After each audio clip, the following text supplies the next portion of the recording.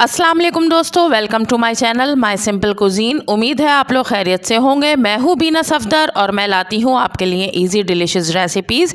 तो आज मैं आपके लिए क्विक ब्रेकफास्ट और लंच रेसिपी लेकर आई हूँ।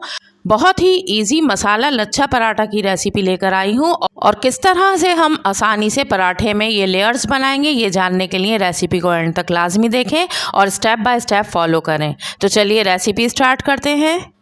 यहाँ पर मैंने 1 कप मैदे का लिया है और 1 कप गेहूं के आटे का लिया है। आप चाहें तो इसको पूरा मैदे से भी बना सकते हैं और चाहें तो पूरा इस गेहूं के आटे से भी बना सकते हैं, लेकिन मैं इन दोनों को मिक्स कर रही हूँ। दोनों का 1-1 कप लिया है। अगर खाली मैदे से बनाएंगे तो थोड़ा सफ़ेद पराठा बनेगा, लेकिन अगर व्हीट फ्लोर भी इसमें शामिल करेंगे तो थोड़ा ये हेल्दी भी हो जाएगा। अब यहाँ पर मेरे पास घी है, आप देसी घी भी यूज़ कर सकते हैं और आप इसमें ऑयल भी यूज़ कर सकते हैं। तो इसके मैंने तकरीबन 4 टेबल स्पून इस आटे में ऐड कर दिए हैं। अब इसमें सॉल्ट 1/2 टीस्पून जाएगा, ज़ीरा 1 टीस्पून, लाल मिर्च पाउडर 1 टीस्पून और चाट मसाला 1 टीस्पून। इसी वजह से मैंने सॉल्ट 1/2 टीस्पून डाला था, क्योंकि चाट मसाले में भी सॉल्ट होता है। अब मैं इसमें नीम गर्म पानी शामिल करके थोड़ा थोड़ा सा डालती जाऊंगी और इसको गूंदती जाऊंगी और एक सॉफ्ट सा आटा हमने इसके लिए गूंदना है। तो व्यूअर्स, यहाँ मैं बताती चलूँ कि मैंने 500 ग्राम्स आटा लिया है, यानी 2 कप। आप अपनी फैमिली के हिसाब से इसकी क्वांटिटी को बढ़ा सकते हैं और बहुत ही क्रिस्पी मज़ेदार लच्छे वाले पराठे ये बनकर तैयार होने वाले हैं। अब थोड़ा थोड़ा सा पानी शामिल करके मैंने इसको एक साथ कर लिया है आटे को। अब मैं थोड़ा और इसमें नीम गर्म पानी शामिल करती जाऊंगी और इसको इस तरह से गूंद लूँगी। नीम गर्म पानी शामिल करने से ये बहुत अच्छा सा सॉफ्ट आटा गूंधेगा। 5 मिनट तक मैंने आटे को गूंद लिया है। अब इसमें मैं थोड़ा सा घी लेकर उसको हाथ से फैला लूँगी और हाथ से फैलाने के बाद इसको मैं कवर कर दूँगी एक साफ़ कपड़े से और इसको तकरीबन 15 से 20 मिनट का रेस्ट दूँगी। 20 मिनट का रेस्ट देने के बाद मैंने इस आटे को खोला है और इसको मज़ीद गूंदा है मैंने और इसको एक स्मूथ शेप दे दी है। अब हाथों पर थोड़ा सा घी मलकर मैंने इस आटे को 4 बराबर हिस्सों में तोड़ लिया है और इनकी 4 बराबर मैंने बॉल्स बना ली हैं। अब इन बॉल्स को मैंने आटे में लगाकर हाथ पर फैला लिया है। अब सरफेस पर फ्लोर थोड़ा सा डस्ट करके इस रोलिंग पिन की मदद से मैंने इसकी बड़ी सी रोटी बना ली है और अब इस पर मैं घी हर तरफ स्प्रेड कर दूंगी। घी से बहुत अच्छी सी लेयर्स बनती हैं और इसके ऊपर थोड़ा सा सूखा आटा स्प्रिंकल कर देंगे। इसके ऊपर थोड़े से हरे धनिए के पत्ते भी डालेंगे और उनको हाथ से प्रेस कर देंगे ताकि ये चिपक जाए। अब बारी आती है पराठे में लेयर्स बनाने की। तो इसके एक किनारे से उठाकर हम इसमें प्लेट्स की तरह इसको डालते जाएंगे, जैसे हम प्लेट्स बनाते हैं।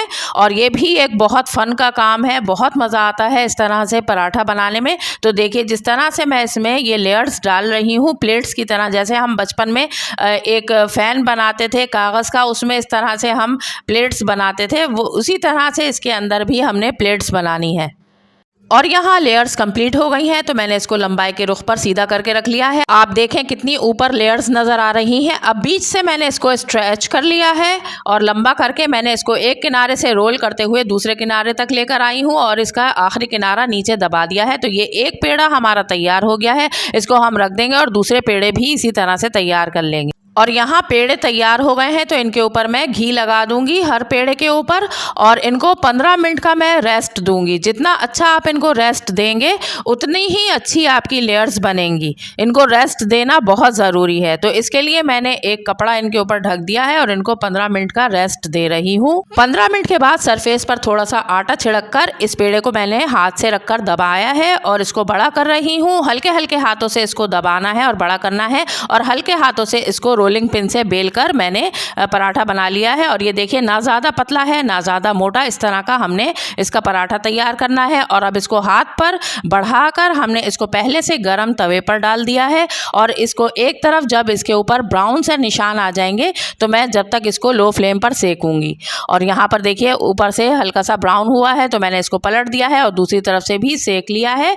तो अब मैंने इसमें थोड़ा घी डाल दिया है और घी डालकर मैं अच्छी तरह से सेकूंगी कि इसके ऊपर मार्च मार्क्स आ गए हैं बहुत अच्छे से। अब इस तरफ से भी मैंने इसको पलट कर सेक लिया है और ये एक हमारा पराठा तैयार हो गया है। तो इसको एक प्लेट में रख लिया है और इन पराठों को तैयार होने के बाद हाथ से इस तरह से प्रेस कर देंगे तो इनकी सारी लेयर्स खुलकर बाहर आ जाएंगी। और ये देखिए कितनी ज़बरदस्त सी इसमें लेयर्स बनी है और हाथ से मैं तोड़कर इनको दिखाती हूँ। ये देखें कितनी सारी इनके अंदर लेयर्स बन गई हैं। और इस पराठे को आप दही से खाएं या ऐसे ही खाएं या किसी सब्जी दाल वगैरह के साथ खाएं, बहुत अच्छा लगता है। तो व्यूअर्स, ये मेरी आज की रेसिपी थी। उम्मीद है आपको पसंद आई होगी और आपको क्रिस्पी लच्छा पराठा बनाना आ गया होगा। रेसिपी पसंद आई है तो इसे एक लाइक दें, मेरे चैनल को सब्सक्राइब करें और इस वीडियो को अपने फ्रेंड्स और फैमिली में शेयर करें। तो चलिए फिर मिलते हैं किसी और अच्छी सी रेसिपी के साथ। तब तक के लिए अपना ख्याल रखें, मुझे दुआ में याद रखें। अल्लाह हाफिज़।